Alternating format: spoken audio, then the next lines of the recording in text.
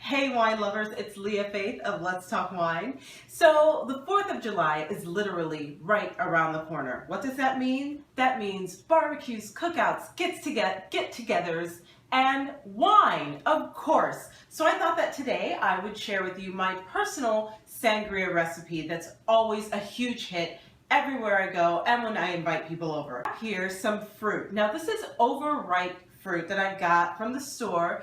All really overripe, so it's sweet and very, very juicy. And the fruit has been soaked in apricot brandy and orange juice for a few hours, just to really add to the fruitiness of your sangria. I like to avoid adding sugar, just using natural ways to kick up the sweetness if you like your sangria a little on the sweeter side. Personally, myself, I don't like my sangria very, very sweet. I also have some fresh herbs here. This is some chopped up mint and basil. And I am using Rioja. Now I say that you can use any type of wine that you like. Red Zinfandel works really great as well. Another thing I like to do is use unfinished bottles of wine. I do a lot of tastings at home and I never drink all of those bottles.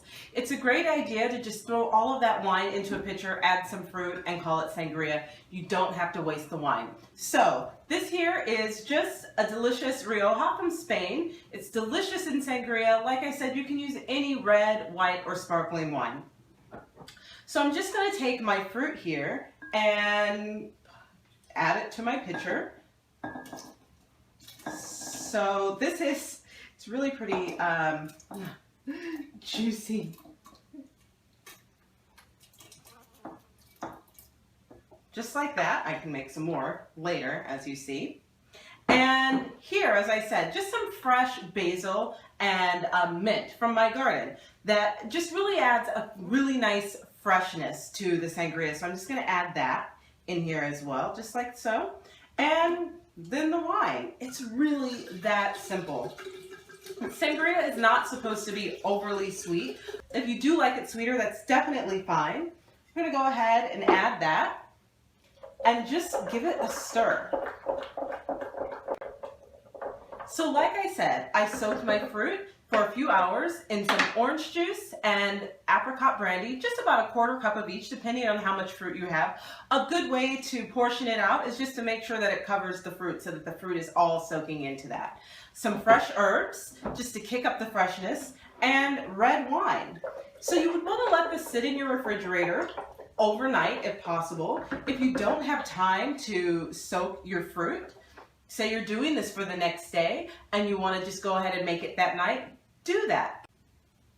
Get your fruit, apricot brandy, orange juice, put it all in a pitcher, top it off with red wine, and let it sit in the refrigerator. Give it about 6 to 8 hours. The flavors are going to be amazing. But if you want to just serve it right away, you can do that as well. Now, here is what I like to do with my sangria. Obviously, serve it like so. But the kicker is sparkling wine. This is another way that you can add sweetness to your sangria. If you want it a little sweeter, you can use perhaps a Moscato d'Asti. I tend to use a Cava, which is pretty dry, maybe even a Prosecco, which is a little bit fruitier. Top it off with sparkling wine. It not only gives a little extra flavor to your sangria, it also gives it a little alcoholic kick as well. You really can't go wrong with this sangria recipe. So try it today and let me know what you think. You can tweet me. I'm the Lovely Wine Lady on Twitter. And also feel free to shout out to us on Facebook. We are Let's Talk Wine on Facebook.